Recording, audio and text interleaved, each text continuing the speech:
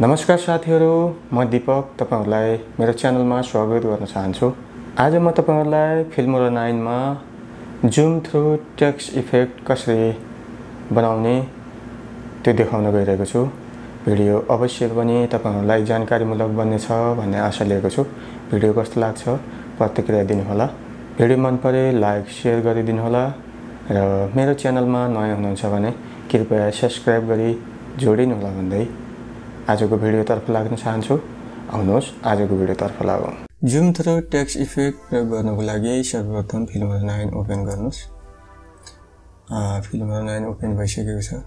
यहाँ मिडियामा गएर सिम्पल कलर चुज गर्नुस्। ब्ल्याक कलर चुज गर्नुस्। म ब्ल्याक कलर चुज गर्दैछु। त्यसपछि टेक्स्ट टाइटल्समा क्लिक गर्नुस्।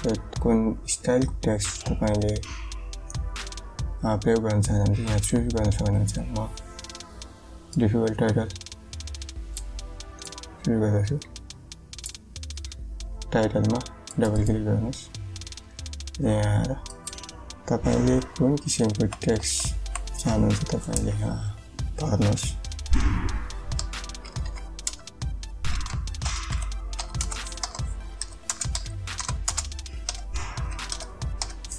Welcome to my blog.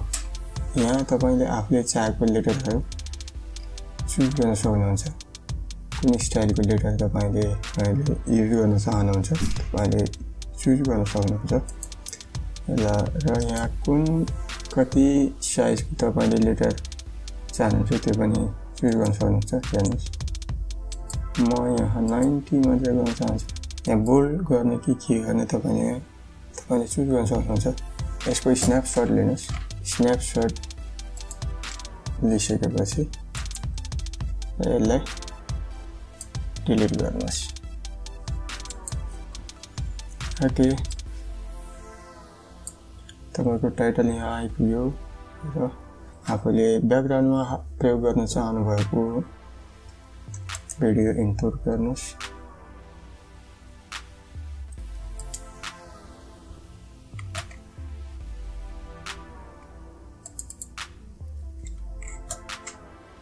म यसलाई प्रयोग गर्न चाहन्छु।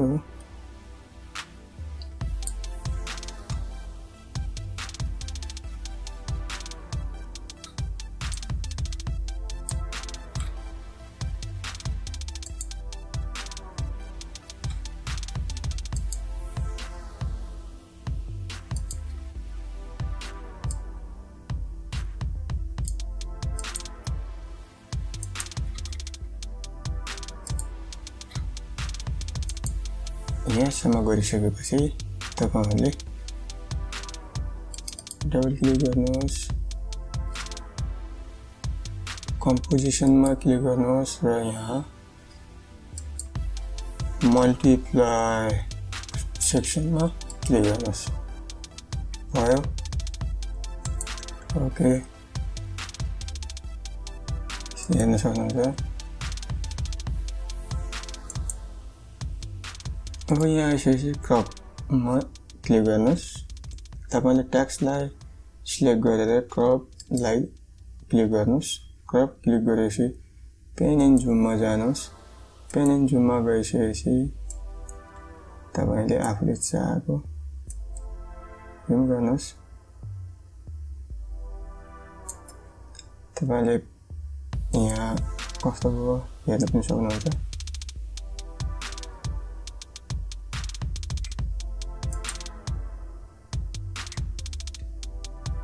Now your video is ready.